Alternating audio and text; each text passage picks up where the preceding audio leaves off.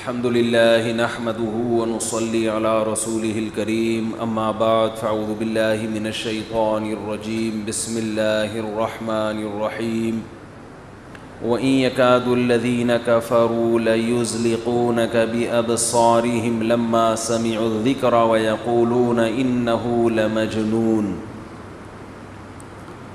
سورہ قلم کی آیات پر بیان چل رہا تھا، آج بھی انہی آیات پر بیان کر کے کوشش کروں گا یہ سورت کو میں ختم کر دوں۔ ختم کا معنی مکمل کر دوں۔ ہمارے ہاں الفاظوں کو پکڑنے والے بہت لوگ ہیں، یہ بہت بڑا ایک مذہبی طبقے میں ایک ٹینشن بن چکی ہے یہ چیز کہ آپ نے کو ختم کیوں بولا، تکمیل، یہ ٹوپی ڈرامے چھوڑ دو، سمجھ رہے ہو نا، فضول باتیں، اس سے مذہب کو مشکل نہ بناؤ، عمل کو فوکس کریں۔ یہ جو مذہبی لوگ فتوے لگاتے ہیں نا ذرا ذرا سی باتوں پہ، گستاخی کے فتوے، یہ آپ کے لیے عذاب جان بن جائیں گے، خود مذہبی لوگوں کے لیے عذاب بن جائیں گے، کیونکہ ایسے الفاظ ہر آدمی استعمال کرتا ہے۔ ذرا سی زبان کسی کی لڑکھڑا گئی، ذرا سی دائیں بائیں ہو گئی، یہ کیوں نہیں بولا تو یہ والا لفظ کیوں نہیں بولا تو یہ بے ادبی، یہ گستاخی، اتنا گستاخی کا مفہوم اتنا وسیع کر لیا ہے کہ آج آپ جن لوگوں پر فتوے لگا رہے ہو کل آپ کے اوپر بھی لگیں گے۔ تو ایسی غلطیاں ہمیں ملتی ہیں، اسلاف میں بھی ملتی ہیں، یہ لفظ کہہ رہے تھے تو وہ کہہ دیا تو اس کے بجائے یوں کہہ دیا۔ بیان سے پہلے میں چھوٹی سی اس کی ایک مثال دوں۔ حضرت عبداللہ ابن مسعود رضی اللہ تعالی عنہ کو کسی نے بتایا کہ یہ جو حضرت خضر علیہ السلام اور موسیٰ علیہ السلام کا قرآن میں واقعہ ہے نا، کہ حضرت موسیٰ علیہ السلام کہاں گئے؟ خضر علیہ السلام سے ملنے کے لیے۔ کسی نے بتایا کہ فلاں شخص یہ کہتا ہے، حالانکہ وہ فلاں بھی بڑے عالم تھے، وہ یہ کہتے ہیں کہ یہ وہ والے موسیٰ نہیں ہیں، یہ کوئی اور موسیٰ ہیں۔ عبداللہ بن مسعود غضبناک ہوئے، انہوں نے فرمایا کذب عدو اللہ، اللہ کے دشمن نے غلط کہا ہے، جھوٹ کہا ہے۔ غضبناک ہو گئے کہ موسیٰ کلیم اللہ جو تھے ان کو کوئی اور موسیٰ بنا دیا۔ اب حضرت عبداللہ بن مسعود نے جن کے بارے میں کہا نا وہ بھی بڑے پہنچے ہوئے تھے۔ اب سوال پیدا تو ان کو اللہ کا دشمن کیوں کہہ دیا؟ اللہ کا دشمن تو کیا ہوتا ہے؟ کافر ہوتا ہے۔ کذبہ کا معنی جھوٹ، جبکہ وہ ثقہ ہیں، نہ وہ اللہ کے دشمن ہیں بلکہ وہ تو مسلمان ہیں، اور ساری امت کا عقیدہ ہے کہ وہ کیا ہیں؟ مسلمان بھی ہیں، نیک بھی ہیں۔ تو اب بہت سے لوگ عبداللہ بن مسعود رضی اللہ تعالیٰ عنہ کی بات کے مطلب لے کے اس کی تشریحات ہو رہی ہیں، ان کا یہ مطلب تھا تو یہ مطلب تھا۔ ہمارے حضرت نے فرمایا کوئی مطلب نہیں تھا، غیرت میں ایک بات انہوں نے کہہ دی ہے، ٹھیک ہے نا، اس کی حقیقت مراد نہیں ہے کہ آپ اللہ کے دشمن کا ترجمہ کریں اللہ کے لفظ دشمن کے ساتھ، تو دشمن تو کافر ہوتا ہے۔ بھائی ایک غیرت میں ایک بات کہہ دی کہ بھائی جو موسیٰ تھے وہ وہی موسیٰ ہیں، کوئی اور نہیں ہے۔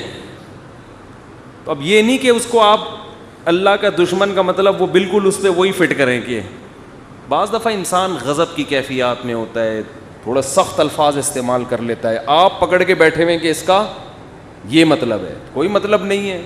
عبداللہ بن مسعود بھی ان کو مانتے تھے، نیک آدمی ہیں، بس ان کی بات کو سختی سے انہوں نے رد کر دیا۔ ہمارے دور میں اگر ایسا ہوتا ہم کہتے ہیں اس نے چونکہ فلاں کو اللہ کا دشمن کہا ہے۔ اب حدیثیں بھی کوٹ کرتے ہیں ہم، اللہ کا دشمن تو کافر ہوتا ہے، اور دوسری حدیث بخاری کی، جو بخاری یا مسلم کی حدیث نمبر، جو کسی مسلمان کو کافر کہے، سامنے والا کافر نہ ہو تو یہ خود کیا ہو جاتا ہے؟ کافر۔ اب یہ بال کی کیا اتارنی جا رہی ہے؟ کھال۔ اور یہ فتنہ، حوالے ہوں گے، حدیثوں کے حوالے بھی مل جائیں گے۔ ہم نے علماء سے بارہا سنا ہے کہ علم کی ایک بات اگر آپ کے پاس ہے تو اس میں 99 گنا عقل زیادہ ہوگی، تو وہ علم آپ صحیح استعمال کرو گے۔ علم جتنا ہے عقل اتنی نہیں ہے تو وہ علم آپ کو غلط گائیڈ کرے گا۔ سمجھ میں نہیں، ابھی بیان شروع نہیں ہوا ہے، یہ تو میں ویسے ہی، شروع میں سلاد رائتہ بھی ہوتا ہے نا، کھانے سے پہلے کیا پیش کیا جاتا ہے؟ سیلڈ وغیرہ پیش کیا جاتا ہے، رائتہ پیش کیا جاتا ہے، تھوڑا سا سوپ پیش کیا جاتا ہے، بڑی محفلوں میں یہ ہوتا ہے، تو ہم بھی بیان سے پہلے تھوڑا سیلڈ رائتہ وغیرہ پیش کرتے ہیں۔ بعض جگہ یہ سیلڈ زیادہ ہوتا ہے، کھانا کم ہوتا ہے۔ ترکی میں پوری، جیسے ہم اپنے بکرے دمبے کے سامنے رکھتے ہیں نا گھاس پھوس، ترکی میں آپ ہوٹل میں جائیں گے، ٹرے میں آپ کے سامنے ایسا ہی گھاس پھوس لا کے رکھ دیں گے، آدمی کہے گا میں کو بکرا ہوں مجھے کیا کھلا رہے ہو. وہ کھاتے ہیں سیلیڈ بہت کھاتے ہیں. خیر, تو اس لیے جو لوگ امت میں جوڑ پیدا کرنا چاہتے ہیں ان کا علم کا بیان کرنے کا انداز مختلف ہوتا ہے. جو توڑنا چاہتے ہیں وہ بھی دلائل سب کے سیم ہوتے ہیں. ایک ہی دلیل سے آپ توڑ بھی سکتے ہو, اسی دلیل سے آپ جوڑ بھی سکتے ہو. یہ آپ کا مزاج ہے کہ آپ چاہتے کیا ہو. ہر دلیل میں یہ صلاحیت ہوتی ہے کہ آپ آگ بھی لگا سکتے ہو اور آپ لوگوں کو جوڑ بھی سکتے ہو اس سے. تو اس کی بہت ساری مثالیں ہیں, پھر میں دوں گا تو میرا ٹاپک سارا چینج ہو جائے گا. دیکھو اس کی میں ایک مثال دوں. اکثر میاں بیوی کی لڑائیاں ہوتی ہیں نا, لوگ سلو کرواتے ہیں. تو آپ کا پھڈا, میاں بیوی کا پھڈا ہوا, شوہر کو جا کے آپ نے شوہر کے حقوق سمجھانا شروع کر دیے قرآن و حدیث کی روشنی میں کہ تمہارا بیوی پر کے اوپر یہ حق ہے. حدیث کا ریفرنس بھی ہے, بخاری میں مسلم میں سارے ریفرنس بھی. پہلے ہی پھڈا چل رہا ہے ان کا, پہلے ہی آپس میں کیا ہو رہی ہے, لڑائی ہو رہی ہے. آپ نے ریفرنس دیا کہ تمہارا تو اتنا بڑا حق ہے کہ نبی نے فرمایا اگر عورت کو سجدے کی اجازت ہوتی تو حکم دیا جاتا کس کو سجدہ کرے, شوہر. بات بھی حدیث بھی صحیح ہے, ریفرنس بھی صحیح ہے. شوہر یہ سن کر غصہ ٹھنڈا ہوگا یا بھڑکے گا؟ بھڑک جائے گا, یار ہمیں تو پتہ ہی نہیں تھا, ہم نے تو 2 لگائے, ہمیں تو 4 لگانے چاہیے تھے تھپڑ اس کے. میں اتنا بڑا آدمی اور اس سے تمیز سے بات نہیں کر رہی ہے, میں اتنا عظیم الشان انسان ہوں, ٹھیک ہے نا, میری اتنی ویلیو ہے کہ اگر سجدے کا حکم ہوتا کسی کو تو عورت کو حکم ہوتا کس کو سجدہ کرے, مجھ کو. اور میری بیوی سجدہ تو دور کی بات, تمیز سے بات نہیں کر رہی ہے, ایک دم طیش میں آئے گا صحیح بخاری کی روشنی میں, حقیقت بتا رہا ہوں. اور اب بیوی کو جا کے بھڑکایا آپ نے کہ نبی صلی اللہ علیہ وسلم کا ارشاد ہے خیرکم خیرکم لأہلہ. حدیث کا ترجمہ بھی آپ نے کیا, کہ پہلے لفظی ترجمہ کیا کہ حدیث میں آتا ہے سب سے بہتر انسان وہ ہے جو اپنی بیوی کے لیے سب سے بہتر ہے. اگر تمہارا میاں گھر کے باہر لوگوں سے اچھی طرح سے بات کر رہا ہے, لوگوں سے مل رہا ہے, تمہارے ساتھ سلوک اچھا نہیں ہے, اللہ کی نظر میں 2 ٹکے کا آدمی نہیں ہے. یہی مطلب ہوا نا, حدیث کا صحیح مطلب تو یہی ہے. اور ریفرنس سے بات کر رہا ہے, ریفرنس. پھر آپ جو پہ اعتراض کرتے ہیں تم تو لڑا رہے ہو امت کو, کہہ رہے میں ہر بات ریفرنس سے کرتا ہوں. میں ہر بات کس سے کرتا ہوں؟ یہ الو بنانے والی باتیں ہیں. کون سا ریفرنس کس وقت پیش کرنا ہے, اس کے لیے کیا ہونی چاہیے, بصیرت. یہ ریفرنس یہاں پیش کرنے کا نہیں ہے, اس کو آپ اور ورگلا رہے ہیں کہ یہ تم سے 2 تھپڑ لگائے تھے. نبی تو کہہ رہے ہیں کہ تم میں سب سے بہتر وہ ہے جو بیوی سے اچھے اخلاق سے بات کرے. یغلبن الکریم, عزت دار آدمی پہ تو بیوی ہمیشہ حاوی ہوتی ہے. اس کا مطلب یہ کمینہ آدمی ہے, یہ تو تم پہ روک جھاڑ رہے. اور حدیث کا حوالہ آپ نے بلکہ کتابیں بھی دکھا دی, یہ لکھا, میں نہیں کہہ رہا, یہ لکھا ہوا ہے. تو علم ہے, کھوپڑی بولو صحیح کام نہیں کر رہی ہے, اس کی کھوپڑی صحیح کام نہیں کر رہی ہے. نبی نے یہ جو فرمایا نا تم میں بہتر وہ ہے جو گھر میں سب سے بہتر, یہ مردوں کو حکم دیا ہے. یہ خطاب کس کو ہے؟ یہ بیویوں کو نہیں, آپ نے عورتوں میں خواتین میں بیان نہیں کیا, یہ ان کو سکھایا ہے. اور عورت کو خطاب کیا کہ یہ سجدے کی اجازت ہوتی تو کس کو حکم دیتا؟ تمہیں حکم دیتا اس کو سجدہ کرو. آپ کیا کر رہے ہیں؟ ادھر والا ادھر لگا رہے ہیں, ادھر والا ادھر لگا, پھڈا ہو رہا ہے. عقل مند ہو گئے آپ تو آپ شوہر کو سمجھاؤ گے بھائی تو جھگڑ رہا ہے. دیکھو نبی صلی اللہ علیہ وسلم نے فرمایا اللہ نے عورت کو ٹیڑھی پسلی سے پیدا کیا ہے. پورا سیدھا دنیا میں آج کل مرد نہیں ہوتا, عورتیں کہاں سے ہوں گی پوری سیدھی.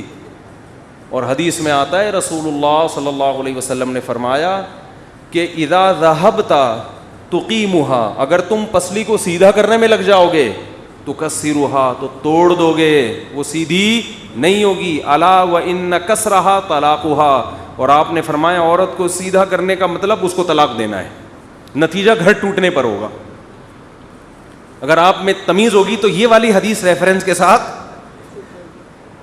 یہ پیش کرو گے, اور اس کو جا کے آپ سمجھاؤ گے کہ نبی صلی اللہ علیہ وسلم نے فرمایا جس عورت کا شوہر ناراض ہو کے رات کو سو جائے اس عورت کی تہجد بھی اللہ قبول نہیں کرتا. ریفرنس ٹھیک ہے نا, یہ ریفرنس میں اپنی طرف سے نہیں کہہ رہا. اب بات سے بات چل نکلی ہے تو کچھ حدیثیں اسی اصول سے حل ہو جاتی ہیں. بہت سی حدیثیں اسی اصول سے حل ہو جاتی ہیں. نبی صلی اللہ علیہ وسلم نے فرمایا, آج کل آپ نے دیکھا ہوگا بہت سے لوگ گناہ کرتے ہیں, کبیرہ گناہ کر رہے ہیں, گناہ پہ گناہ. جب ان کو اللہ کے عذاب سے ڈرایا جاتا ہے کہ یار اس پہ پکڑ ہے, آخرت میں عذاب ہے, کیا کر رہے ہو, دلیل دیتے ہیں کہ اللہ نے ایک شخص نے پیاسے کتے کو پانی پلایا, اس پہ اللہ نے اس کے سارے گناہوں کو معاف کر دیا. تو میں بھی کچھ عیدی سینٹر میں 2-4 دیگیں دے کے آتا. میں تو کتے نہیں, میں تو انسانوں کو پانی پلا رہا ہوں, پانی بھی نہیں کھانا کھلا رہا ہوں. اور وہ مدرسہ بھی میں نے کھولا ہوا ہے اور وہ ٹرسٹ میں نے کھولا ہوا ہے, اور میں وہ جو ہے ممانی میری بیوہ ہو گئی ہیں ان کو بھی خرچ کرتا ہوں. تو میں تو ایک کتے پہ جب بخشش ہو سکتی ہے جب ایک کتے پہ انسان کی بخشش ہو سکتی ہے تو ممانی بہرحال کتے سے تو فرض کرو ممانی کسی کی بیوہ ہوئی ہو, اللہ نہ کرے کسی کی بیوہ ہوئی ہو, ایک مثال دے رہا ہوں, وہ کتے سے تو بہرحال بہتر ہے نا.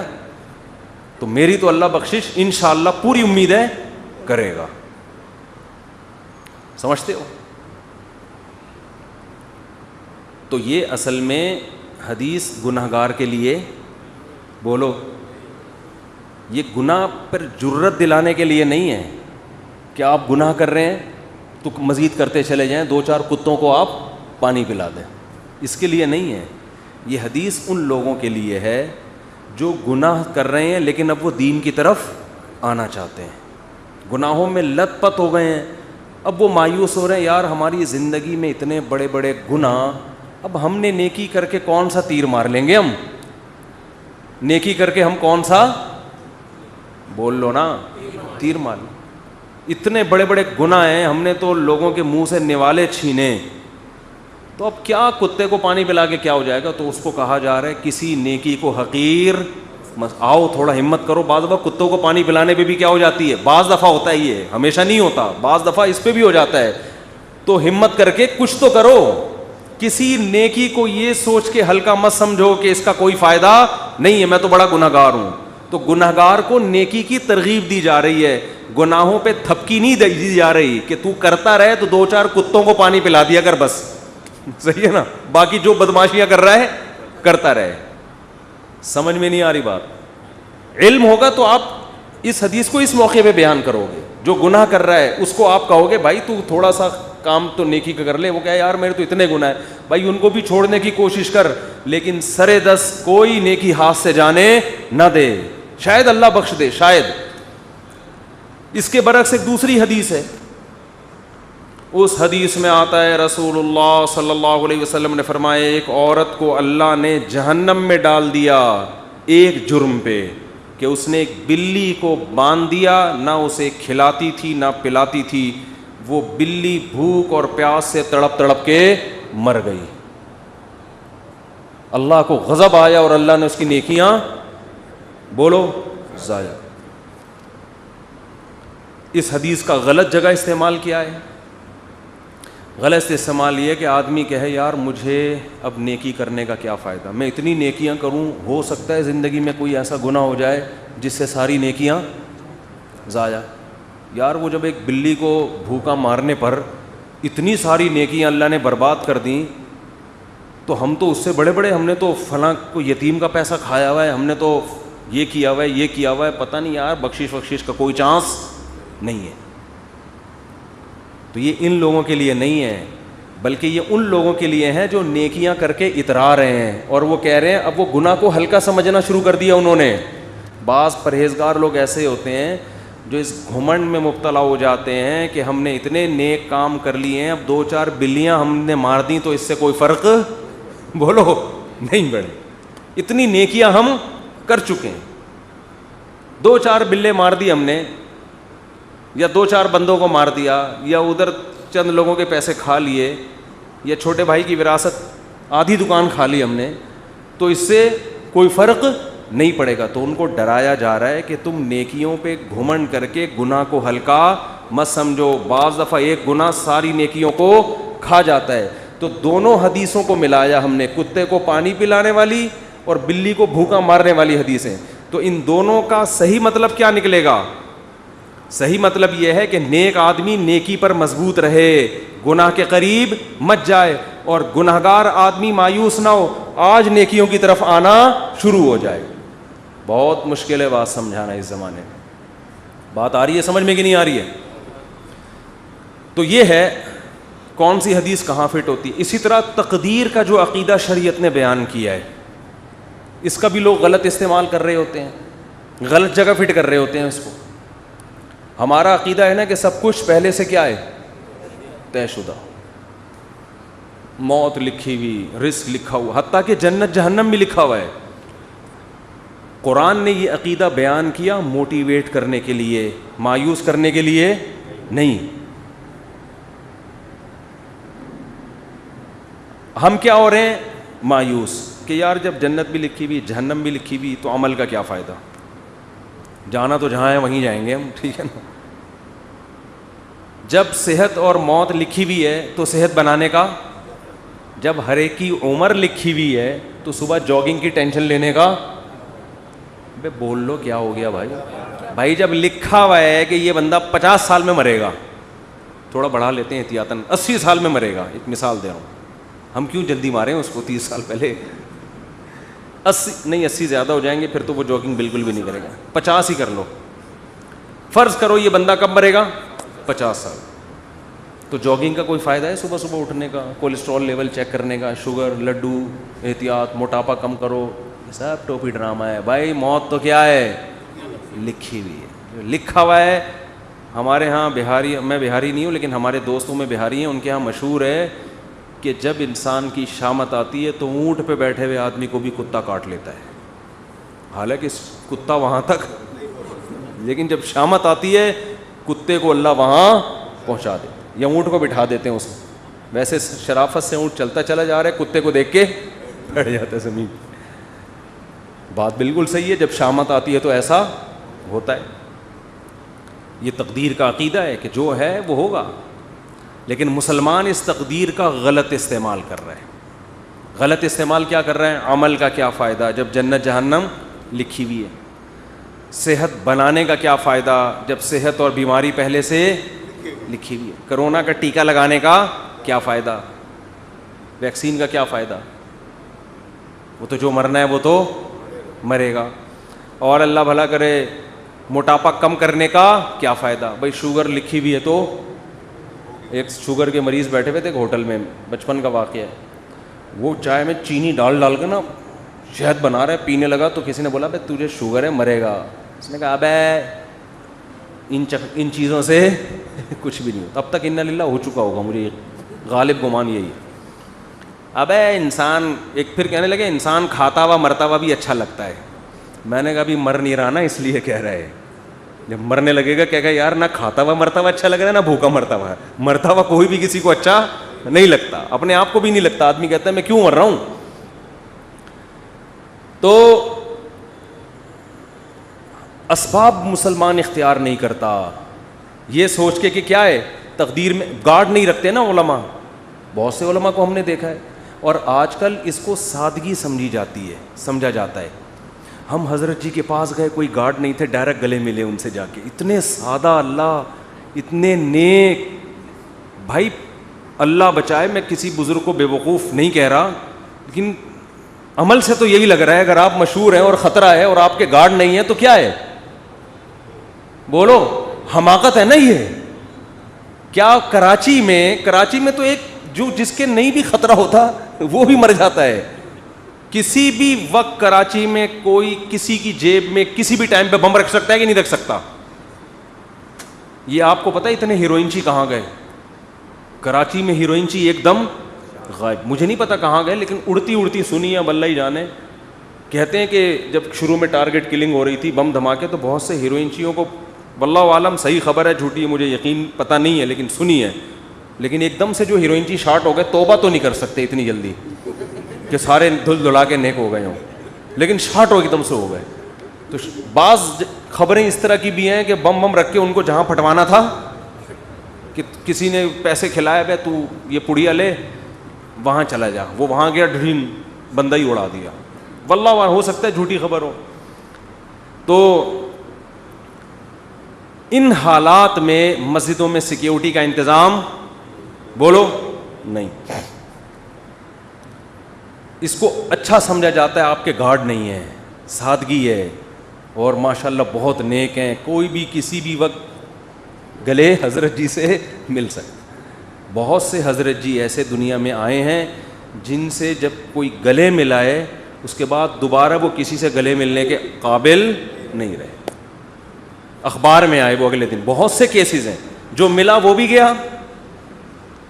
افغانستان میں تو بہت سے امریکیوں سے بہت سے طالبان گلے مل کے انہوں نے کباڑہ کیا ہے.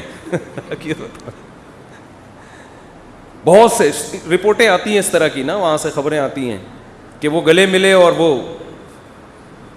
وہ جنت میں بھی اب کیا کر رہے ہیں, جنت میں یا برزخ میں بغلگیری ہو رہے ہیں. وہ چھوڑ ہی نہیں رہا اس کو, کہہ رہے اب تو کہاں لے کر آ گیا مجھے. تو جب ایسے حالات ہوں تو ایسے موقع پہ سیکیورٹی کا انتظام نہ کرنا اور یہ کہنا موت تو لکھی ہوئی ہے, جب آنی ہوگی آ جائے گی, یہ تقدیر کے عقیدے کا صحیح استعمال ہے یا غلط استعمال؟ اس کا مطلب علم ہے, کھوپڑی علم ہے, تقدیر کا علم. آیتیں بھی یاد ہوں گی اس کو, جو لکھا ہوا ہے حدیث میں آتا ہے. رسول اللہ صلی اللہ علیہ وسلم نے عبداللہ بن عباس سے فرمایا وَعَلَمْ أَنَّمَا أَصَابَكَ لَمْ يَكُنْ لِيُخْطِئَكَ, اے نوجوان, اے غلام, لڑکے, یقین کر لے جو مصیبت تیرے مقدر میں لکھی ہے ایسا ہو ہی نہیں سکتا کہ وہ تجھے نہ پہنچے, اور جو چیز تجھے نہیں ملنے والی, جو نعمت, یہ ہو ہی نہیں سکتا کہ وہ نعمت تجھے مل جائے. رفعت الاقلام وجفت الصحف, تقدیر کے قلم سے اللہ نے جو لکھنا تھا لکھ کے قلم کو ہٹا دیا, اور اس کی سیاہی بھی خشک ہو چکی ہے, اب اس میں چینجنگ نہیں ہو سکتی. سب کچھ طے ہو چکا ہے, لیکن اس کے باوجود نبی کی زندگی دیکھو, احتیاط. قرآن کہہ رہا ہے نماز کی حالت میں اسلحہ اٹھا کے نماز پڑھو میدان جنگ میں, اسلحہ رکھنے کی تمہیں زمین پہ اجازت نہیں ہے. سب ایک ساتھ نماز نہیں پڑھیں گے, آدھے پڑھیں گے, آدھے فرنٹ لائن پہ کھڑے ہوں گے. وَدَّ الَّذِينَ كَفَرُوا, کیونکہ جو دشمن ہے وہ چاہتا ہے لَوْ تَغْفُلُونَ عَنْ أَسْلِحَتِكُمْ, کہ تم چند لمحوں کے لیے بھی اپنے اسلحے سے غافل ہو. اور غافل ہو کے کیا کر رہے ہیں؟ نماز. یہ نہیں کہ کوئی خدا نخواستہ کوئی گناہ میں مشغول ہیں, اللہ کی طرف مشغولیت کی وجہ سے دشمن سے کیا ہو رہے ہیں؟ غافل. یعنی عبادت میں مشغول ہونے کی وجہ سے کیا ہو رہے ہیں؟ دشمن سے غافل. اس میں تو یہ ہونا چاہیے, ہم سے کوئی پوچھتا تو ہم کہتے بھائی تم اگر اللہ کے لیے اللہ کی طرف مشغول ہو نماز میں تو اللہ تمہاری حفاظت کرے گا, کیونکہ تم اللہ کے لیے, تم کوئی گناہ تھوڑی کر رہے ہو. اور اللہ نے حکم دیا نماز پڑھنے کا, تو اللہ کے حکم کو فالو کرتے ہوئے تم اگر نماز میں مشغول ہو گئے تو مدد تمہاری غیب سے آئے گی. دشمن تمہاری طرف آنکھ اٹھا کے بھی نہیں دیکھے گا. نہ اللہ نے فرمایا کہ نماز تو قائم کرنی ہے. سارے نہیں نمازی, وہ سب کو دیکھیں گے نماز پڑھ رہے ہیں, ایک ہی حملے میں سب کو قتل کر دیں گے. آدھے لوگ وہاں رہیں, آدھے کیا کریں؟ نماز پڑھیں. اور اگر یہ بھی ممکن نہ ہو, مثال کے طور پر اتنی بڑی تعداد نہیں ہے مجاہدین کی کہ آدھے وہاں رہ کے دفاع کر سکیں, تو اللہ نے فرمایا جماعت چھوڑ دو. فرجالاً او رکبانا, انفرادی بھی نہیں پڑھ سکتے تو پیدل موقع ملتا ہے چلتے ہوئے پڑھ لو, اور گھوڑے پر موقع ملتا ہے تو گھوڑے پہ نیت باندھ لو. گھوڑے سے اترنے کی بھی اجازت بولو نہیں آ رہی بات میرا خیال. تو یہ صحابہ بڑے آرام سے کہہ سکتے تھے بھائی جو لکھی ہوئی ہے وہ تو آ جائے, ہم تو نماز میں مشغول ہیں. ہمارے حضرت کے ہاں پہرا ہوتا تھا نماز کے دوران. جب حضرت نماز پڑھاتے تھے ممبر پہ گارڈ آ کے کھڑا ہوتا تھا, ایسے ریپیٹر لے کے یوں دیکھ رہا ہوتا تھا. بہت سے لوگوں نے حضرت کو لکھا یہ کون سا اسلام ہے؟ نماز میں ہم اللہ کی طرف مشغول ہیں, اور محراب پہ ممبر پہ کون کھڑا ہوا ہے؟ گارڈ کھڑا ہوا ہے. نماز کے دوران یہ کیا ہے؟ میں نے فرمایا کہ نماز کے دوران نہیں بم پھٹ سکتا کیا؟ نماز کے دوران کوئی نماز توڑ کے نمازیوں پہ فائرنگ نہیں کر سکتا. یہ کون سی کتاب؟ یہ تو کسی کتاب میں نہیں لکھا.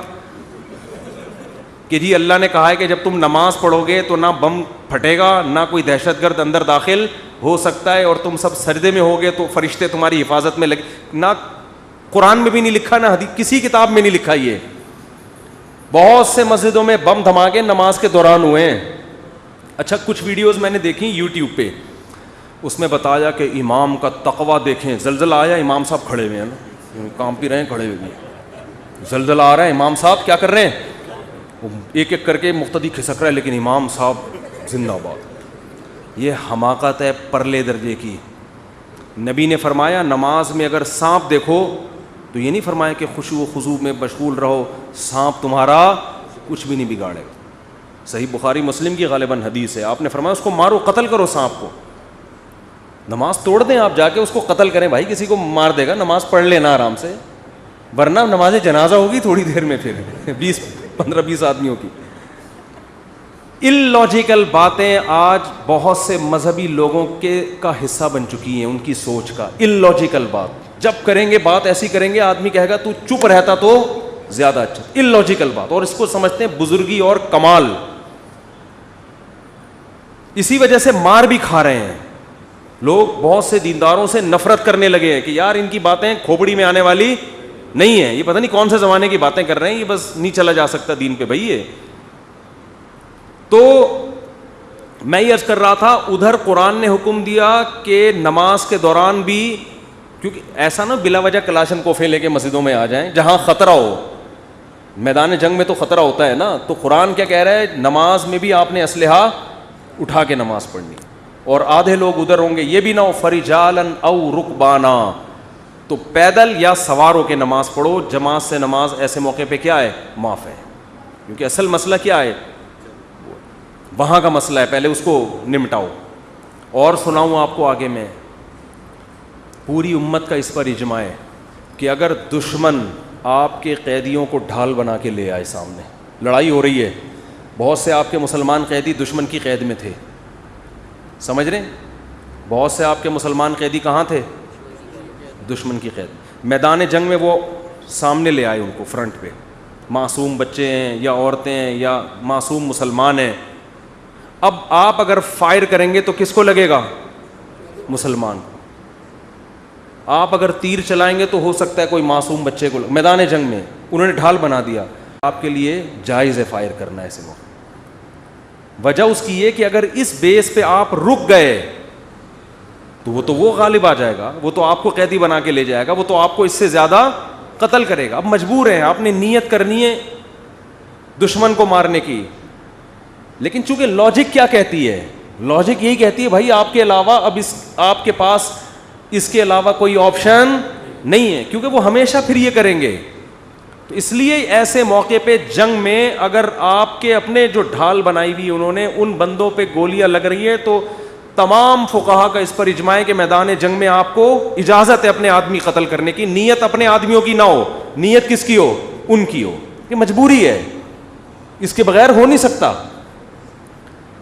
آج کوئی مذہبی آدمی اس طرح کی بات کرے, لوگ کہیں گے کیا کہہ رہا ہے, اپنے لوگوں کو قتل کرنے کی باتیں کر. عام حالات میں نہیں ہے, جب ڈھال بنا کے لائیں تو ہم نیت اس کی کریں گے دشمن کی, کہ بھائی اب مجبوری ہے, اگر مارا جا رہا ہے تو کیا کریں, ورنہ تو وہ ایسے موقع پہ کسی نے یہ نہیں لکھا کہ ہم مسلح بچھا کے بس اب تو ہمارے پاس دعا کے علاوہ کوئی آپشن نہیں. ہم کہیں گے اللہ یہ معصوم مسلمان ہمارے سامنے لے آئے, اے اللہ بس معاف کر دے, اے اللہ کیا کر, ہم تو مجبور ہیں اب تو. اللہ کہے گا بھائی زمین میں جب تک ہو تو جو اسباب اختیار کرے گا مدد اس کے ساتھ ہوگی. سمجھ رہے ہو, مدد کس کے ساتھ ہوگی, جو گراؤنڈ ریئلٹی کو دیکھے گا. جنگ میں ایسا ہوتا ہے, چالیں چلی جاتی ہیں جنگ میں, مختلف حربے استعمال کیے جاتے ہیں. تو میں یہ عرض کر رہا تھا, یہ جو تقدیر کا عقیدہ ہے اس کا صحیح مطلب کیا ہے, اس کو سمجھیں. صحیح مطلب یہ ہے, کام کرنے سے پہلے آپ نے کامیابی کے تمام ذرائع, تمام وسائل, تمام اسباب بھرپور طریقے سے استعمال کرنے ہیں. سمجھ میں نہیں آ رہی بات؟ مثال کے طور پر آپ چاہتے ہو میں 90 سال تک زندہ رہوں, ہر آدمی چاہتا ہے, نہیں چاہتے تو بتا دیں, ہاتھ کھڑا کریں. جو حضرات سبھی چاہتے ہیں, ہر آدمی چاہتا ہے میں 90 سال تک بہت سے لوگ اس لیے بھی چاہتے ہیں تاکہ پہلی والی مرے, اللہ معاف فرمائے, غلط سوچ ہے. ان کو پتا ہوتا ہے ہماری زندگی میں اس کے مرنے کا کوئی چانس, بہت غلط سوچ ہے یہ میں بتا دوں, لیکن ہے بعض لوگوں کی. تو ہر آدمی چاہتا ہے, عورتیں بھی مرد بھی. آپ نے کیا کرنا ہے, اور اللہ کی طرف سے بھی اجازت ہے, حدیث میں آتا ہے, مفہوم حدیث کا, مسلمان کی جو لمبی عمر ہے وہ اس کے حق میں کیا ہے, رحمت ہے. اس کی زندگی میں رمضان کے روزے زیادہ ہوں گے, اس کی زندگی میں صدقات زیادہ ہوں گے, اس کی زندگی میں زکاتیں زیادہ ہوں گی. تو اعمال کا ایک بہت لمبی عمر مسلمان اگر نیکیاں کرے اس میں تو بہت بڑی اللہ کی نعمت ہے, بہت بڑی رحمت ہے. اس کے پاس اعمال کا ذخیرہ بہت زیادہ, اس کے پاس لیلۃ القدریں زیادہ ہوں گی, اس کے پاس بقرعید کی قربانیاں زیادہ ہوں گی, بہت کچھ اس کے پاس زیادہ ہوگا.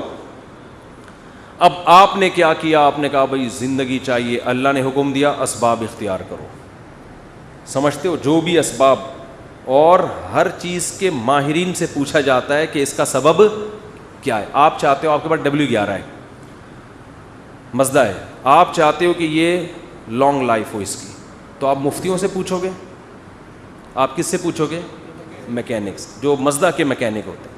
آپ کے پاس 1 to 5 ہے, آپ 1 to 5 کے جو میکینک ہیں ان سے پوچھو گے, یار میں چاہتا ہوں جو میری بائک آج جیسی چمک رہی ہے اور جیسی انجن کی پاور آج ہے 20 سال کے بعد بھی یہ ایسی رہی, تو آپ کو بتائے گا بھئی آئل جلدی چینج کر لیا کرو, مینٹیننس کا خیال کرو, یہ کرو, وغیرہ وغیرہ وغیرہ.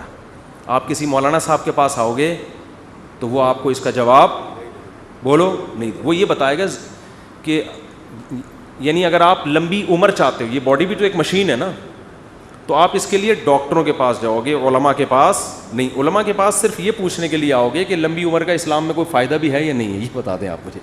باقی عمر, صحت کیسے ہوگی, عمر میں اضافہ کیسے ہوگا, یہ کون بتائے گا, یہ میں نہیں بتاؤں گا. ٹھیک ہے, یہ میں نہیں بتاؤں گا, یہ کون بتائے گا, یہ ڈاکٹر صاحب بتائیں گے. آپ تو اب ڈاکٹروں سے پوچھا جائے گا تو آپ کو ڈاکٹر بتائیں گے بھائی کولیسٹرول لیول چیک کرو وغیرہ, جو بھی بتاتے ہیں. اب وہ الگ بات ہے, خود بہت جلدی مر جاتے ہیں وہ. اکثر ڈاکٹر بیچارے پتہ نہیں کیوں بہت جلدی مر رہے ہیں. مجھے حکیم 99 سال تک زندہ میں نے دیکھے ہیں, 90-99, ڈاکٹر جلدی مر رہے ہیں. یہ عجیب بات ہے, حالانکہ علم ڈاکٹروں کے پاس حکیموں سے جدید علم ہے نا. اس کی وجہ پتہ ہے کیا ہے, ڈاکٹر صحت کے اصول بتاتے ہیں, خود اس پر عمل کرتے نہیں ہیں.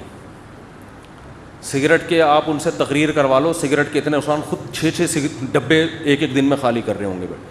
تو باتیں کرنے سے صحت نہیں بنتی ہے.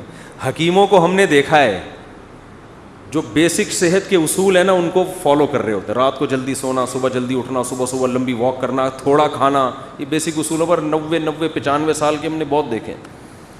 تو وہ بیسک اصولوں کو نا لے کے چل رہے ہوتے ہیں. خیر, تو آپ کو پتہ چل گیا بھائی صحت کا یہ اصول ہے, تو آپ نے جاگنگ شروع کر دی, جم جانا شروع کر دیا, یہ بھی ہو گیا, وہ بھی ہو گیا. اونٹ پہ ایک دن بیٹھے پاگل کتے نے کاٹ لیا آپ کو اور آپ کیا ہو گئے, مر گئے, ہسپتال میں پڑے ہیں. یہاں تقدیر کام آئے گی. اب آپ نے غم نہیں کرنا, یار میں نے تو اتنا کچھ کیا, میں نے یہ, میں یوں. تو ایسے موقع پہ, یہ اس موقع کی حدیث ہے, وَعْلَمْ أَنَّمَا أَصَابَكَ لَمْ يَكُنْ لِيُخْطِئَكَ. نبی حضرت عبداللہ بن عباس سے فرما رہے ہیں کہ یقین کر لے جو مصیبت تجھے پہنچی ایسا ہو ہی نہیں سکتا تھا کہ وہ نہ پہنچے. بس اللہ نے مقدر یہی کیا ہوا تھا. تم نے اپنے اسباب اختیار کر لیے, تمہیں ثواب مل گیا, لیکن اللہ نہیں چاہتا تھا. بات آ رہی ہے سمجھ میں؟ تو ہو جاتا ہے ایسے موقع پہ ہے, پہلے نہیں ہے, کام کے بعد ہے, بشرطے کہ آپ نے کام پورا کیا ہو. آپ نے کام پورا کیا ہو. اگر آپ نے کام پورا نہیں کیا تو پھر تسلی کا آپ کو حکم نہیں ہے. آپ شوگر کے مریض ہیں, 6 لڈو کھا کے آپ کی شوگر ہائی ہو گئی, آپ پڑھے ہوئے کہہ رہے ہیں مقدر میں یہی لکھا ہوا تھا, گناہ ملے گا ایسے الفاظ کہنے سے. اللہ کہے گا یہ لکھا ہوا تھا مگر تیری حماقت کے ساتھ لکھا ہوا تھا. اللہ کو پتا تھا یہ اس کو شوگر ہے پھر بھی یہ حماقت کرے گا, تو اللہ کو پہلے سے پتا ہوتا ہے نا کون بے وقوف ہے, کون عقل مند ہے, کون حماقت. اللہ نے اس لکھ دیا تھا کہ یہ کمبخت گناہ کرے گا, ورنہ تجھے کس نے بتایا تھا کہ یہ لکھا ہوا ہے؟ سمجھ میں نہیں آ رہی بات؟ تو تقدیر کا عقیدہ, آپ نے تمام اسباب اختیار کر لیے, رزلٹ 0 ہے, تو ایسے موقع پہ غیر مسلم ڈپریشن میں جاتا ہے کہ یار میں کامیابی کے سارے اسباب اختیار کر رہا ہوں مگر نتیجہ کیا ہو رہا ہے؟ زیرو. یہ جو موٹیویشنل اسپیکر آپ کو کامیاب لوگوں کے 7 گٹس بتا رہے ہوتے ہیں نا، 7 علامتیں، یہ ان کی بتا رہے ہوتے ہیں جو ہو چکے ہیں کامیاب. ورنہ بعض میں 14 علامتیں پائی جاتی ہیں 7 کے بجائے، وہ پھر بھی کامیاب بولو پھر بھی نہیں ہوتے. یہ تو آپ کو وہ بتا رہے ہوتے ہیں 7. وہ ہے نا مشہور کتاب ہے 7 ہیبٹس، کچھ اس طرح کا نام ہے اس کا، 7 عادتیں کامیاب لوگوں کی. اس میں وہ بڑی خاندانی عادتیں، تو اس میں پھر وہ فلانا جو تھا وہ یوں ہو گیا تھا، وہ اتنا ہو گیا، وہ ویسے ہو گیا. بھائی یہ کتاب اس میں بھی لکھو فلانے میں 7 کے بجائے کتنی علامتیں تھیں، یہ 7 بھی تھیں اور الگ سے گریوی میں 14 7 اور بھی تھیں اس کی. ٹھیک ہے نا، 7 تو یہ کامیاب لوگوں کی، اور 7 بہت زیادہ کامیاب لوگوں کی اضافی اس میں قدرت کی طرف سے انسٹال ہوئی ہوئی تھی. 14 علامتیں ٹوٹل پائی جاتی تھیں جو دریافت ہو سکتا ہے اس کے علاوہ بھی پائی جائے، لیکن وہ اونٹ پہ ایک دن بیٹھا اور پاگل کتے نے اس کو کاٹ لیا. تو وہ ساری علامتیں کہاں گئیں؟ ہوتا ہے ایسے. وہ میں اکثر امام شافعی کا ایک شعر پڑھتا ہوں. امام شافعی بہت بڑے شاعر تھے. ان کا ایک شعر ہے، وہ شعر کہتے ہیں کہ اذا سمعت بان مشدودا حوا عودا فاثمر في يديه فصدقي واذا سمعت بان محروما اتى ماء ليشربه فغاض فصدقي یا فحققی. امام شافعی فرماتے ہیں کہ اگر تمہیں پتہ چلے نا کسی کی اچھی قسمت ہے، خوش قسمت آدمی، اس نے ایک دن لکڑی ہاتھ میں پکڑی اور لکڑی نے وہیں پھل دینا شروع کر دیے، ابھی اس نے اس کو زمین میں دبایا بھی نہیں، درخت بھی نہیں، پانی کھاد یہ اس پروسیس سے گزرے بغیر ہی قدرت نے اس کا ایسا ساتھ دیا کہ لکڑی نے یا بیج نے ہاتھ میں ہی پھل دینا شروع کر دیے. فصدقی، تصدیق کر دیا کرو، خوش قسمتوں کے ساتھ ایسے واقعات ہو جاتے ہیں. مٹی میں ہاتھ ڈالیں سونا بن جاتی ہے. وہ ہوتا ہے نا، جس کاروبار میں ہاتھ ڈال رہے ہیں وہ ایک دم چلنا شروع. ایسے بہت سے لوگ ہم نے دیکھے، وہ گولے گنڈے کی ریڑھی لگائیں کروڑپتی ہو جاتے ہیں، اور جناب وہ جس کام میں ہاتھ ڈالتے ہیں برکت. اور ایسے لوگ بھی ہیں، کوئی کروڑپتی تاجر نے ان کو بلا کے صرف چائے پلا دی اپنی دکان پہ، مشورہ لے لیا چھوٹا سا، اور کاروبار ٹھپ ہونا شروع. کروڑوں کے کاروبار جب ان کے حوالے کرو تو ایک دم بیٹھ جاتا ہے. وہ بعض دفعہ ان کی اپنی حماقت ہوتی ہے، بعض دفعہ اللہ کی طرف سے بھی ہوتا ہے. تو فرماتے ہیں وَإِذَا سَمِعْتَ بِأَنَّ مَجْدُودًا حَوَا عُودًا فَأَثْمَرَ فِي يَدَيْهِ فَصَدِّقِي. خوش قسمت آدمی کے بارے میں اگر تم نے سنا کہ لکڑی ہاتھ میں پکڑی اور اس نے پھل دینا شروع کر دیا، مان لیا کرو ایسے واقعات ہو جاتے ہیں خوش قسمتوں کے ساتھ. وَإِذَا سَمِعْتَ بِأَنَّ مَحْرُومًا أَتَى. اور جو بدقسمت آدمی ہے اس کے بارے میں کبھی یہ خبر سننے کو ملی کہ اس کو صرف پانی چاہیے تھا، کوئی کروڑوں اربوں روپے بھی اس کی خواہش بیچارے کی نہیں، وہ کہہ رہے ہیں پانی مل جائے مجھے پیاس لگ رہی ہے، اور اسباب ایسے پیدا ہوئے کہ بھرا ہوا کنواں، اب تو ملے گا ہی پانی. اب وہ خوش ہو گیا کہ اب تو میری قسمت جاگ گئی. بھائی صرف 1-2 گلاس نہیں، کنواں کیا ہے بھرا ہوا اور میرے قریب ہی ہے، اب تو پانی تو ملے گا، میں تو کروڑوں بھی نہیں مانگ رہا اللہ سے. وہ پانی پینے کے لیے آیا، کنویں نے اس کو دیکھ کے، پانی نے جب اس کو دیکھا اس کو دیکھ کے نیچے ہو گیا کہ تجھے نہیں بھی، سب کو ملے گا تجھے نہیں ملے گا. یعنی پانی نے جب اس کو دیکھا نا یہ آیا ہے، پانی نے کہا میں نیچے جا رہا ہوں. میں اس کو دیکھ کے، یہ شاعری میں تو تھوڑا مبالغہ ہوتا ہے بات سمجھانے کے لیے، اس کو بھی لوگ پڑھ کے بیٹھ جائیں گے یار امام شافعی اتنے بڑے محدث، یہ کیسی باتیں ہیں. بھائی یہ سمجھانے کے لیے ہے نا، یہ سمجھانے کے لیے. تو کہتے ہیں وہ دیکھ کے نیچے چلا جائے تو کیا کرنا ہے، حقیقی اس کو بھی صحیح قرار دے دیا کرو. یار ہوتا ہے بعض دفعہ اونٹ پہ بیٹھے ہوئے آدمی کو کتے کاٹنے کا مطلب یہی ہے. تو لیکن یہ کب سوچنا ہے، کام ہونے کے بعد. جیسے غزوہ احد میں مشورے ہوئے، سب کچھ ہوا، شکست ہو گئی، تو اللہ نے کیا فرمایا، غم کرنے کی اجازت نہیں. تلک الایام نداولها بین الناس. یہ ایام ہم الٹ پلٹ کرتے ہیں، کبھی ان کو فتح، کبھی تمہیں فتح، کبھی ان کو شکست، کبھی تمہیں شکست. بس یہ تو اللہ کے اگر ہمارے ہی اس کاموں سے سب کچھ ہونے لگے تو ہم میں اور اللہ میں کوئی فرق رہے گا پھر؟ ابے کیا ہو گیا بھائی, کیوں سمجھ میں نہیں آ رہا؟ تو یوں ہی تھوڑا سا کیا کرو نا. اگر ہمارے ہی کرنے سے سب کچھ ہو رہا ہو تو پھر ہم میں اور اللہ میں کوئی فرق ہے؟ پھر تو ہم تو اللہ بن گئے نا. جو کر رہے ہیں وہ ہو رہا ہے. ایسا نہیں ہے, بعض دفعہ ہم کچھ کریں گے ہو جائے گا, بعض دفعہ پورا زور لگا دیں گے کچھ بھی نہیں ہوگا. مائیکل جیکسن نے صحت اور زندگی پر جتنا زور لگایا تھا نا زندہ رہنے کی, اس نے ایسی کوشش کی ہے کہ میں اور آپ خواب میں بھی اس کوشش کا تصور نہیں کر سکتے. دیکھو ہمیں نہیں پتا ہمارے گردے صحیح کام کر رہے ہیں کہ نہیں کر رہے, ہمیں نہیں پتا ہم نے تو لنگس ونگس کا کوئی ٹیسٹ کرایا نہیں, چل رہے ہیں توکل پہ یار, سانس آ رہا ہے, صحیح ہوں گے انشاءاللہ اللہ نے چاہا. ہم تو اس امید پہ جی رہے ہیں. اور اللہ نہ کرے گردے خراب ہو گئے, ہمارے پاس تو اسپیئر میں کوئی گردہ این موقع پہ ہوگا, پہلے فلاں کا گردہ پکڑ, فلاں کا گردہ پکڑ, وہ بھی ریلیشن لوگوں کو پتہ نہیں ملتا بھی ہے کہ نہیں ملتا, یہ ٹینشن ہوگی کہ نہیں؟ ملے, لگ گیا, ٹھیک ہے, نہیں لگا, انا للہ و انا الیہ. مائیکل جیکسن نے کہا یہ رسک میں نہیں لے سکتا. مائیکل جیکسن نے کوئی بندہ پکڑا, ڈاکٹر صاحب اس کا گردہ لگ سکتا ہے؟ ڈاکٹروں نے کہا ہاں لگ سکتا ہے.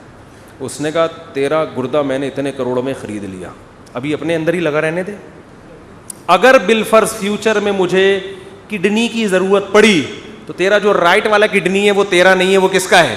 میرا. اور اس کے ایڈوانس پیسے پکڑ, یا ہر مہینے پیسے دینا, یہ حرام ہے, یہ اسلام میں یہ جائز نہیں ہے, لیکن ان کے یہاں کیا حلال حرام, جب ڈانس کرنا حلال ہے ان کے تو باقی کیا رہ گیا.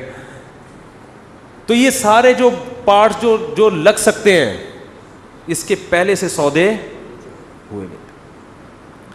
ہم کورونا کے باوجود غلط کر رہے ہیں, گلے مل رہے ہیں ایک دوسرے سے, اچھا کام نہیں ہے.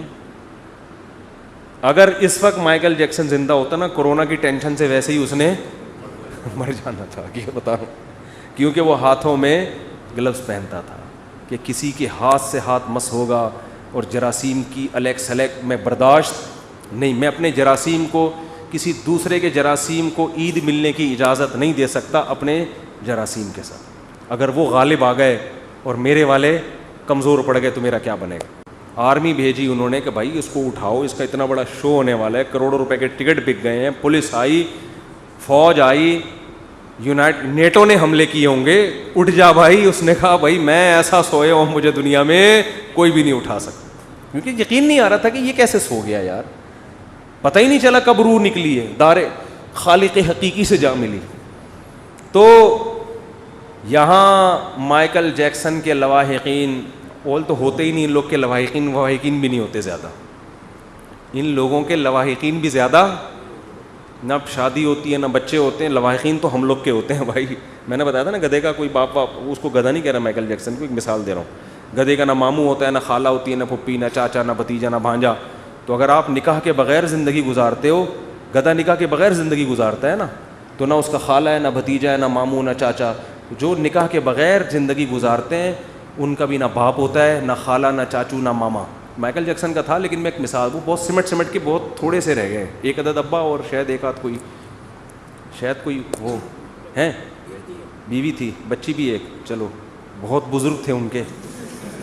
یہ بہت بڑا خاندان تھا مائیکل جیکسن کا کہ ایک عدد بیوی اور ایک عدد بچی, بہت عظیم خاندان. شادی پہ کتنے لوگ آئیں گے یار؟ اب شادی کس کی بیٹی کی شادی پہ, سوری, ایک گورے نے کتاب لکھی ہے ٹینشن سے بچنے کی. اچھا جو بیٹی ہوتی ہے نا اس کا بھی باپ سے ریلیشن کیا ہوتا ہے وہ میں آپ کو اس کتاب میں بتا رہا ہوں. یعنی ایک بیٹی پیدا ہوئی, ان کا مائیکل جیکسن کی نہیں, ایک نارمل جن کی ہوتی ہے. گوروں میں ایک شخص نے, ماہر نفسیات نے کتاب لکھی ہے گوروں کو ٹینشن سے بچانے کے لیے. ٹینشن تو بہت زیادہ ہے نا وہاں پہ, ڈپریشن سے بچانے کے لیے. اس میں ایک بات لکھی ہے کہ اگر آپ کسی ٹینشن میں ہیں تو سب سے پہلے یہ طے کرنا ہے کہ یہ ٹینشن کسی اور کی ہے یا آپ کی ہے. بعض دفعہ آپ کسی اور کی ٹینشن میں خود لے رہے ہو. پھر اس نے مثال دی جیسے بیٹی کی شادی, اس نے کہا یہ بیٹی کی ٹینشن ہے, آپ کی یار تو کیا کہہ رہے ہیں یار. اس نے کہا یہ آپ کی ٹینشن نہیں ہے, یہ کس کی ٹینشن ہے. تو آپ تو اس کو لطیفہ اس لیے سمجھ رہے ہو کہ ہمارے ہاں باپ بیٹی کا ریلیشن بہت مضبوط. بیٹی کو اتنی ٹینشن نہیں ہوتی جتنی باپ کو ہوتی ہے, کیونکہ بچیاں تو نہ سمجھ ہوتی ہیں, ان کو نہیں پتا ہم فیوچر کو تباہ کر رہے ہیں. باپ کو زیادہ ہوتی ہے.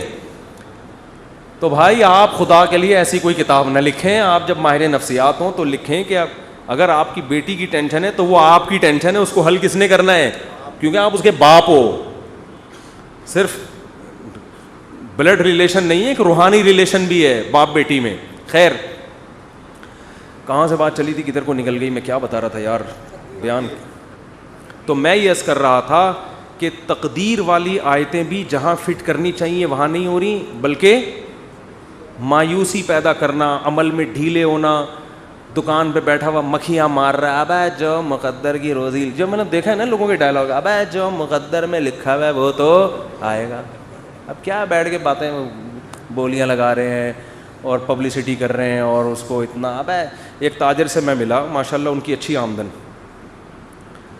میں نے کہا یار آپ کا نہ میں نے کہیں ایڈورٹائز دیکھا ہے آپ کی کمپنی کا, نہ کو آپ تو ٹھیک ہے اللہ نے آپ کو دیا ہے تو ذرا پبلسٹی کرو اس کی, تھوڑا کام بڑھاؤ. اس نے کہا یار روزی تو کس سے آتی ہے, مقدر سے, بس اللہ بہت دے رہا ہے, مجھے کیا ضرورت ہے.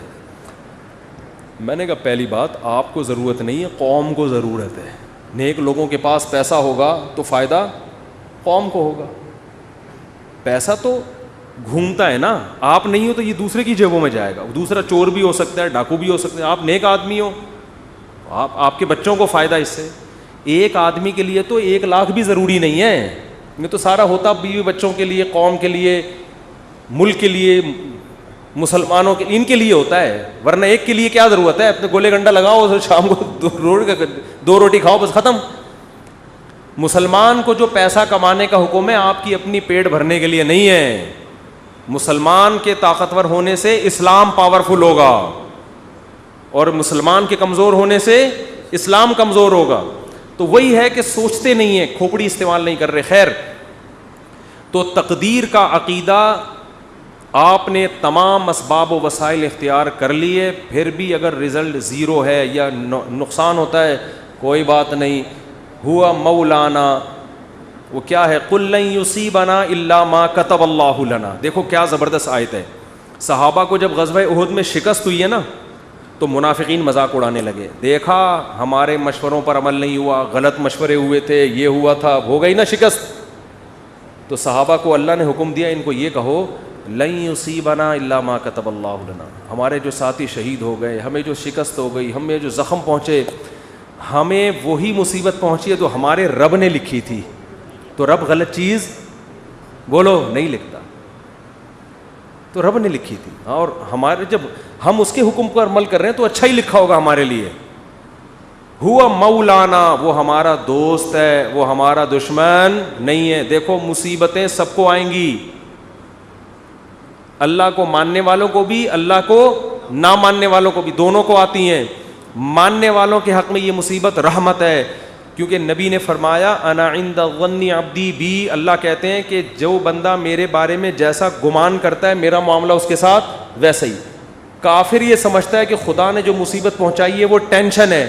مسلمان کہتا ہے اللہ ہمارا دوست ہے, ہوا مولانا, وہ ہمارا دوست ہے, وہ ہمیں اگر کوئی مصیبت پہنچا رہا ہے تو ہماری خیر خواہی میں, ہماری برائی میں نہیں. تو یہ مصیبت آپ کے لیے کیا بنے گی, رحمت بنے گی, یہ نعمت بنے گی اللہ کی طرف سے مصیبت, اس میں بھی خوشی ہوگی.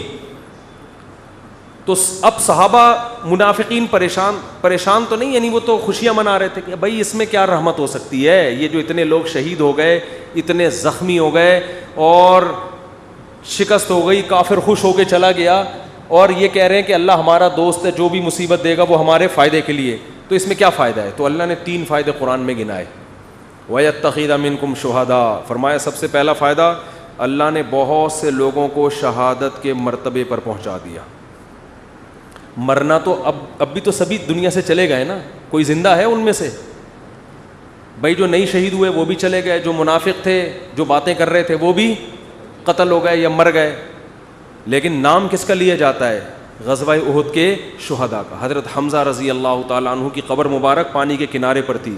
عمر بن عبدالعزیز کے دور میں کسی کو خواب آیا کہ وہ انہوں نے بتایا کہ پانی گزر رہا ہے اور میری میت کو یہاں سے نکالو. تو وہاں سے ان کی جب میت کو نکالا گیا تو بالکل تازہ خون بہہ رہا تھا. شہداء کا خون تو میں نے خود سونگا ہے, اور کچھ شہداء کے خون کی خوشبو تو میں نے اپنی ناک سے سونگھی ہے. 6 مہینے بعد بہت سے شہداء ہوتے ہیں ان کا جسم سلامت ہوتا ہے. یہ تو اللہ دنیا میں دکھا دیتا ہے. وہ میں نے بتایا تھا نا, ریڈ کراس والوں نے ایک وہ لگائی ہے کہ بعض لوگوں کی قبر خون سے خوشبو آتی ہے, بعض کی خون سے خوشبو نہیں آتی. یہ ریڈ کراس کی رپورٹ ہے, وہ ان کی آفیشیل ویب سائٹ پہ میں نے دیکھی تھی, وہ انہوں نے اڑا دی ہے وہاں سے. ٹھیک ہے نا, حالانکہ خود ان کی اپنی رپورٹ تھی, وہ وہاں سے انہوں نے کیا کر دیا, خبر ہی اڑا دی. اور ہمارے بہت سے ساتھیوں نے تو بہت سے کی سنگی ہے, جن میں مفتی عتیق الرحمان شہید رحمۃ اللہ علیہ جو درس قرآن دیتے تھے. 6 مہینے بعد ان کی خبر کھلی ہے. 6 مہینے بعد بھی جسم سے خون بہہ رہا تھا. اور ان کا بیٹا میرا شاگرد ہے, اس نے مجھے بتایا کہ میں نے خود اپنی ناک سے خوشبو بھی سونگھی اور باڈی بھی 6 مہینے بعد بھی سلامت. تو یہ مقام مرنے کے بعد عام لوگوں کو ملتا ہے, بولتے کیوں نہیں؟ تو اللہ کہتے ہیں غزوہ احد میں اگر فتح ہوتی تو اتنے سارے لوگوں کو شہادت کا مرتبہ نہ ملتا. تو یہ بھی ایک فضیلت ہے, ہم تو آخرت کے لحاظ سے بھی سوچنا ہے. دوسرا اللہ نے کیا فرمایا, وَلِيُمَحِّصَ اللَّهُ مَا فِي قُلُوبِكُمْ. جب مشکلات آتی ہیں تو انسان نکھرتا ہے. ممی ڈیڈی والے بچوں کو آپ کبھی بڑا کام دنیا میں کرتے ہوئے نہیں دیکھیں گے. دنیا میں آپ ممی ڈیڈی بچوں کو بڑا کام, دوسری شادی بھی نہیں کر سکتے. آہستہ سے آپس کی بات ہے, یہ ہماری آپس کی بات, اس کا بیان سے کوئی تعلق نہیں ہے. تو پہلی بھی نہیں کر سکتے, دوسری تو دور کی بات ہے. امی سے پوچھتے ہیں, امی کر لوں؟ مجھے بتا رہے ہوتے ہیں نا, امی کہ نہیں ابھی نہیں, تو کہنا چلو پھر بعد میں سے. تو امی سے تو پوچھنا چاہیے, لیکن ایک عمر ہوتی ہے 40 سال تک سے پوچھ رہا ہے, یار تو بس کر اب. بس ہو گیا یار, 40 سال تو اب ہو گئی نا, اب امی سے پوچھے بغیر کر لو یار, اس عمر میں تھوڑی. ویسے تو اماں ابا سے پوچھنا ہی چاہیے, کہاں کرنی ہے اس میں پوچھنا چاہیے, کرنی نہیں کرنی اس میں پوچھنے کی ضرورت, تو کرنی ہے, کہاں کرنی ہے یہ بتا دو آپ, یہ پوچھنا چاہیے. اچھا خیر, تو اللہ کہتے ہیں کہ یہ مشکلات دیکھو, دنیا میں جہاں بھی فورسز کو ٹریننگ دی جاتی ہے تو گدوں پہ نہیں دی جاتی, ایئر کنڈیشن کمروں میں اور گدوں پہ سلا کے آرمی کو ٹریننگ نہیں دی جاتی کہ جی آپ نے کیڈٹ کالج میں گئے, سوری آپ نے جو ہے نا وہ کیڈٹ بھرتی ہو گئے, اب آپ کی 1 سال کی ٹریننگ ہے, آپ فوج میں گئے, جی کہاں ٹریننگ دی جائے گی, جی وہ فلاں مولٹی فارم کا گدا ذرا ایسا ہے اس پہ چوٹ نہیں لگتی, وہاں آپ کو ہم اچھل کود سکھائیں گے. ایسا ہوتا ہے. ان کو ٹریننگ دی جاتی ہے مشکلات میں, جنگلوں میں. اور وہ جو SSG کمانڈوز ہوتے ہیں, SSG کمانڈوز سے ایک میں نے انٹرویو لیا کچھ دن پہلے, اتنی ٹف ٹریننگ, میرے ہوش اڑ گئے یار. میں نے کہا انسان ہو یار, کیا ہو تم. 30-35 آدمی رہ گئے تھے, پتہ نہیں کتنے ہزار گئے تھے اس میں ٹریننگ میں. تو بہت ٹف ٹریننگ ہوتی ہے, لیکن وہ ٹف ٹریننگ کے بعد لائف بن جاتی ہے, پھر کوئی کام ان کو ٹف لگتا نہیں. اس نے مجھے بتایا کہ SSG ٹریننگ میں اتنی ٹف ٹریننگ ہوتی ہے, جنگلوں میں چھوڑ دیتے ہیں بغیر پانی کے, بغیر خوراک کے, اور اس ٹف ٹریننگ میں بہت سے لوگ بھاگتے, جو بھاگنے چاہتا ہے اس کو بھاگنے دیتے ہیں کہ بھئی یہ زبردستی والا کام نہیں ہے. بھاگتے بھاگتے تھوڑے سے لوگ آخر میں رہ جاتے ہیں. تو ٹف ٹریننگ کا فائدہ کیا ہوتا ہے, لائف آپ کی بن جاتی, پھر کوئی کام آپ کو ٹف لگتا نہیں, آپ چل سکتے ہو, آپ دوڑ سکتے ہو, پھر بہت اچھی زندگی گزرتی ہے, آپ ہنسی خوشی زندگی. جیسے پاکستانی جب باہر جاتا ہے تو سویڈن اور آسٹریلیا جیسے ملک میں ان کو ٹینشن نہیں ملتی تو وہ پاگل ہونے لگتے ہیں. اتنی ٹینشنیں دیکھی ہوتی ہیں, وہاں جا کے گوگل پہ ٹینشن لکھ کے تلاش کر رہے ہوتے ہیں, بھائی کہیں سے کوئی ٹینشن ملے تو ہمیں سوڑا, جتنی بجلی استعمال کر رہے ہو اتنا بل آ رہا ہے. اور حکومت بے روزگاروں کو بھی الاؤنس دے رہی ہے. ہسپتال میں جاؤ, اتنے خوبصورت ہسپتال, میں نے تھائی لینڈ کا ہاسپٹل دیکھا بھائی, اتنا خوبصورت, گدے مدے, بھائی اتنا, گھر میں آدمی کو وہ سہولت نہیں مل رہی ہوتی, تو اتنا کوئی ٹینشن ہی نہیں ملے گی تو بعض دفعہ آدمی عادی ہو جاتا ہے نا ٹینشنوں کا. دوسری شادی والا تو ایسے ملکوں میں رہ ہی نہیں سکتا, حقیقت بتا رہا ہوں آپ کو میں. تو میں یہ عرض کر رہا تھا, قرآن نے کیا کہا کہ جو زخمی ہوئے اور یہ جو اتنا مسائل آئے, اس سے اللہ تمہارے دلوں کو کیا کر رہا ہے, نکھار پیدا کر. شاعر نے کہا ہے نا, آئینہ بنتا ہے رگڑے لاکھ جب کھاتا ہے دل, کچھ نہ پوچھو دل بڑی مشکل سے بن پاتا ہے دل. دل کو جب رگڑے لگتے ہیں نا, خواہشات کے خلاف چلتا ہے انسان, پھر دل کیا ہوتا ہے, چمکتا ہے. جس کی ہر خواہش پوری ہو اس کا دل مردہ ہو جاتا ہے. تبھی رمضان میں نور پیدا ہوتا ہے دل کے اندر. بھوکا پیاسا رہ کر کھانے پینے سے نور پیدا نہیں ہوتا, نحوست آتی ہے, ہر خواہش آپ کی پوری ہو رہی ہے. تو تیسری اللہ نے نعمت یہ بیان کی کہ منافق اور مخلص میں اللہ نے کیا فرق کر دیا ہے, فرق. اگر ہمیشہ فتوحات ہوتی رہیں گی تو پتہ کیسے چلے گا اپنا کون ہے اور غیر کون؟ پھر تو بھیڑ چال ساری دنیا اکٹھی ہو جائے گی. اب اس پر ایک اشکال ہوتا ہے کہ اے اللہ تو خود بھی تو بتا سکتا ہے کہ منافق کون ہے اور نیک آدمی, اتنی ٹینشن میں تو نے ہم لوگ کو ڈال کے بتایا ہے. تو اللہ نے فرمایا وما کان اللہ لیطلعکم علی الغیب, اللہ کی عادت نہیں ہے کہ غیب کی خبریں تمہیں بتاتا رہے. اللہ نے دنیا کو دارالاسباب بنایا ہے, اسباب میں ڈالے گا تم نکھرو گے, اس سے پتہ چلے گا اپنا کون ہے اور غیر کون. اگر اللہ نہیں کرنا ہوتا تو سب کچھ اللہ ویسے ہی کر دیتا. اللہ تمہیں آزمائے بغیر تمہارے دل کو اچھا بنا دیتا. اللہ ویسی شہادت کا دنیا میں ہی ثواب دے دیتا سب کو, جو مرو گے شہید والا ہی ثواب ملے گا. بھائی یہ دنیا دارالاسباب ہے, پہلے اس پروسیس سے گزرو گے اس کے بعد رزلٹ. تو 3 فائدے اللہ نے قرآن میں بتا دیے. شکست کے باوجود کتنے فائدے ہوئے ہیں؟ 3. اور اللہ نے کہا کہ منافق جو تمہارا مذاق اڑا رہے ہیں ان سے کہو لن یصیبنا الا ما کتب اللہ لنا, ہمیں تو وہی مصیبت پہنچی ہے جو اللہ نے لکھ دی ہے. ہوا مولانا, وہ ہمارا دوست ہے. اور هل تربصون بنا الا احدى الحسنيين ونحن نتربص بكم, ہمیں تو ایک ہی, ہمیں تو کامیابی ہے, لیکن ہم جو تمہارے ساتھ انتظار کر رہے ہیں ہونے والا کیا ہے؟ جو ٹینشن تمہیں پہنچے گی وہ اللہ کی رحمت نہیں ہوگی. وہ کیا ہے؟ ان یصیبکم اللہ بعذاب من عنده او بایدینا, ہماری تلوار سے تمہیں عذاب ملے گا یا اللہ کی طرف سے جہنم میں. یعنی یا تو اللہ ہم سے تمہیں لڑوا کے تمہیں شکست دے کے تمہیں ذلیل کرے گا, رسوا کرے گا, یا آخرت میں اللہ تمہیں رسوا. تو بات سمجھ میں آ رہی ہے تقدیر کے عقیدے کا فائدہ کیا ہو رہا ہے؟ کام سے پہلے تو اسباب اختیار کرنے, کام ہونے کے بعد ما کتب اللہ لنا, جو مقدر میں تھا اس سے بڑا سکون ملتا ہے خدا کی قسم. اور جن کا تقدیر پر ایمان نہیں ہے نا, ساری زندگی کنفیوز, ساری زندگی. بہت سے لوگ ہم نے دیکھے کاروبار میں بہت مشورے کر لیے سب کچھ, اب کاروبار شروع کیا, یار پتہ نہیں یہ والا کرنا چاہیے تھا کہ بھی نہیں کرنا چاہیے تھا. ہماری ایک ریلیٹو خاتون تھی, انہوں نے اپنے بچے کو کون سے اسکول میں پڑھانا ہے 6 مہینے لگا دیے ان کی کھوپڑی میں بات. پھر اسکول میں ایڈمیشن کروایا تو ٹینشن, وہاں والا زیادہ اچھا تھا یہاں والا. یہ کنفیوژن اس کو ہوتی ہے جس کا تقدیر پر ایمان. بھائی آپ نے اسباب اختیار کر کے ایک فیصلہ کر لیا, فتوکل علی اللہ, کیا کرنا ہے اللہ پہ توکل. شادی بیاہ میں بہت ہوتا ہے یار یہاں کرنی ہے کہ وہاں کرنی ہے کہ یہاں کر, پھر جب ہو گئی ابے یار وہاں کر لیتا تو, مجھے بتا بھی رہے تھے. یہ انسان کی فطرت ہے. ہم جب کالج میں پڑھتے تھے نا تو ہمارے ایک دوست تھے, ان کو پینٹیں خریدنے کا بہت شوق تھا, پہننے کا بھی خریدنے کا بھی. تو ہم ایس ایم سائنس کالج سے نکلتے, یہ بولٹن مارکیٹ میں نا پوری پینٹوں کی شرٹوں کی دکانیں ہیں. ان کے بچے اب تو ماشاء اللہ بیٹھے ہوئے ہیں, بیان میں یہ بیٹھے ہوئے ہیں, ان کے ابا کی بات کر رہا ہوں. تو وہ کیا ہوتا تھا, وہ پینٹ خریدی, گھنٹہ لگا دیتا. وہ اب تو نیک بن گئے, ان کے ابا کی بات کر رہا ہوں, وہ ناراض نہ ہو جائے. وہ بیان میں ایڈیٹنگ بھی وہی کرتے ہیں, یہ والا قصہ نکال نہ دیں کہیں, بیان میں ایڈیٹنگ بھی انہی کے ذمہ ہے. گھنٹہ لگا دیتے تھے وہ ہمارے دوست صاحب پینٹ خریدنے میں, یار یہ والی نہیں, یہ والی, یہ والی نہیں, یہ والی. 1 گھنٹے کے بعد جب خریدی تو اگلی دکان میں جو پینٹ ہے وہ اس سے اچھی, یار یہ والی. تو یہ انسان کی نیچر ہے, یہ سب کے ساتھ ہوتا ہے. آپ منڈی سے جانور خریدیں, صبح سے لے کے رات تک خریدنے میں لگا دو گے آپ.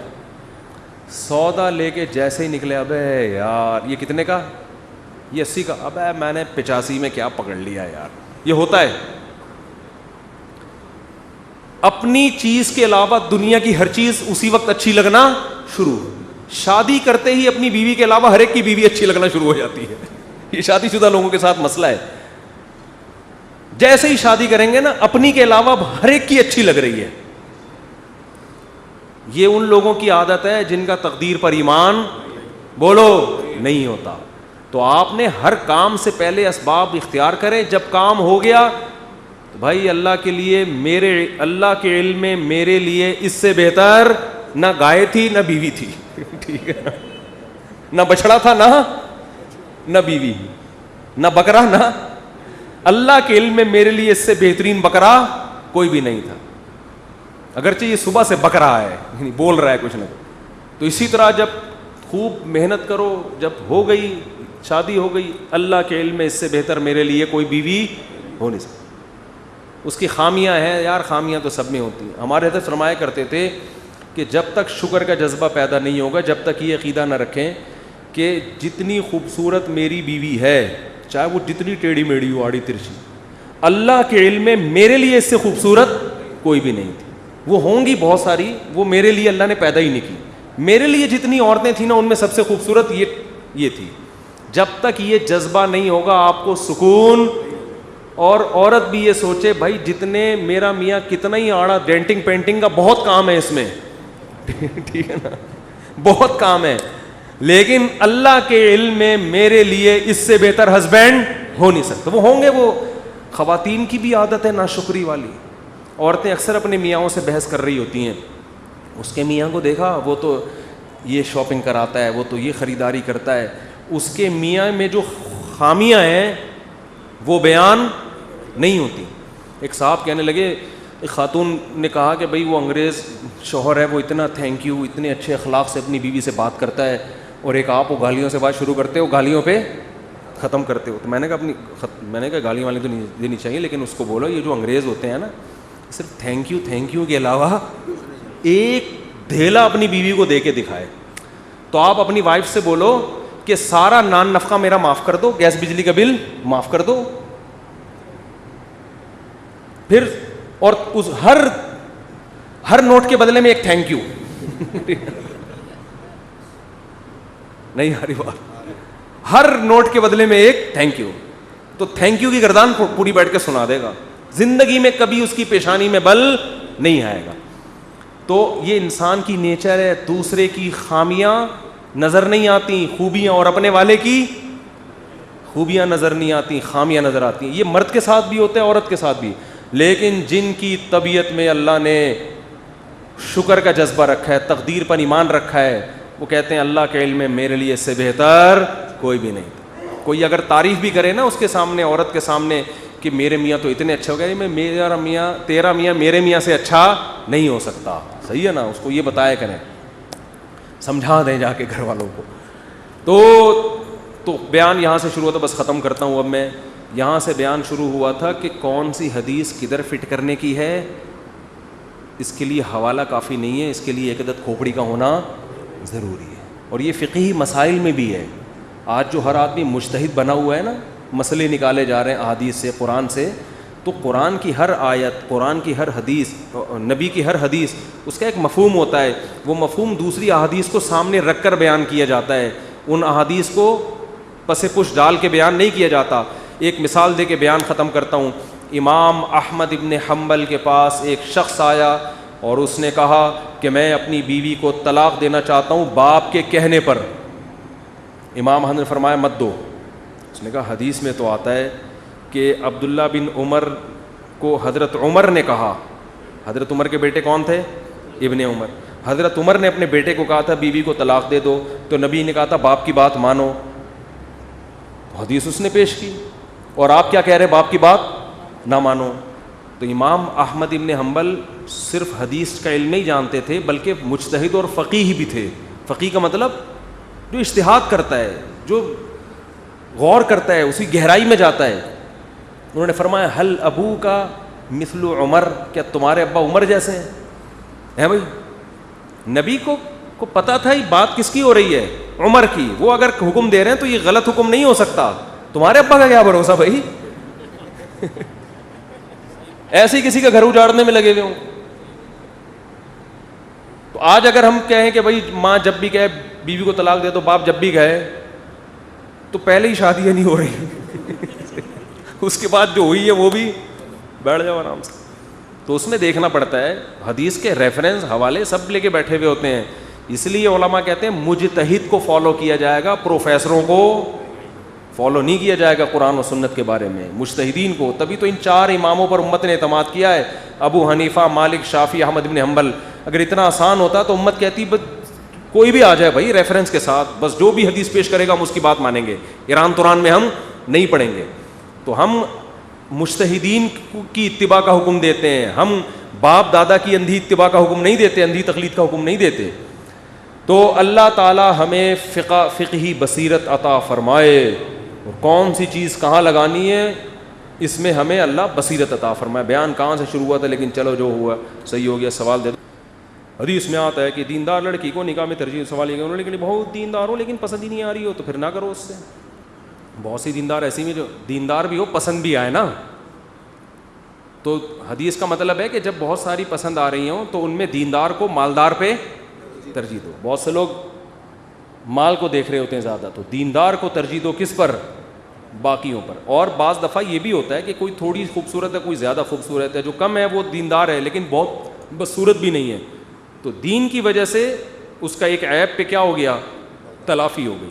تو دین کو ایسے موقع پہ ترجیح دینی چاہیے. اور آپ کو پتہ ہے حدیث میں آتا ہے سوداء ولود احب الی اللہ من الحسناء التی لا تلد. حضرت عمر کا قول ہے کالی سیاہ عورت جو اولاد کثرت سے جنے اس سے نکاح اللہ کو زیادہ محبوب ہے اس خوبصورت عورت سے جو آپ کو نسل نہ دے.